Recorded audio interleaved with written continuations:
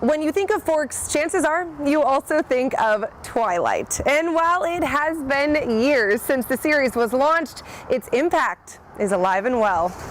Hi, how are you? The Twilight fandom is tangible in this Forks museum. We have our costumes. Literally. Clothing and props from the movies are on display. And then this is our centerpiece collection. It's got the costumes that Kristen Stewart and Robert Pattinson were wearing. Lizzie Andros was first introduced to Twilight in 2008. I was like, I'll just pick up this stupid book. And by 2009, she was moving to Forks, inspired to start a new chapter of her life. About 100 pages in, I was diehard. Nearly 15 years later, and she's running this museum and the Chamber of Commerce, helping keep Twilight momentum going 18 years after the first book's release. Everybody outside of Forks thinks, oh, Twilight's dead, or there's really nothing going on with it. Years later, it's the opposite of dead. Welcome to Forks. Using pins on a map and a guest book in the visitor center, the city tracks visitors from all over. Maryland. Counting how many people stop in. Pre-Twilight, between 5,000 to 10,000 visitors came through Forks each year in the early 2000s. Visitation peaked in 2009 and 2010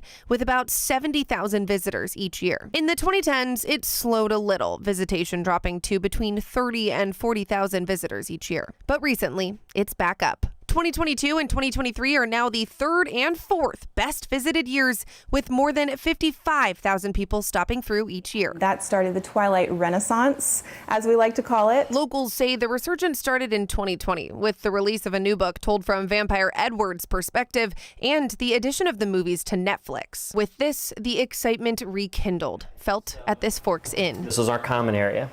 Feel free to enjoy it at any point. Trent and Mary Beth run the Miller Tree Inn, dubbed the Cullen House by city leaders because it matches the description of the Cullens' vampire home in the book.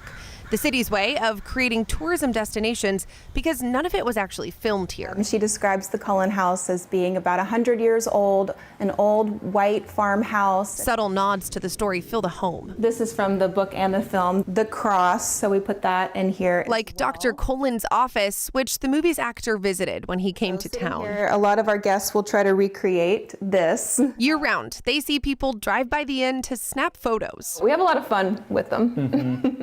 See? Knowing that with each person who visits, they're doing more than just take photos. They're eating, drinking, sleeping, keeping small town economy booming. And it's because we're the rainiest town in the contiguous United States. We had that distinction, and then we pretty much won the lottery because of it. And with rumors that the storyline isn't over yet, they plan to continue fueling this momentum. If these things come to fruition, Twilight's not going anywhere for a very long time, but to be honest, I don't think it's going anywhere anyway. A small city in the Northwest, staying on the tourism map for good. Leah Pizzetti, King 5 News.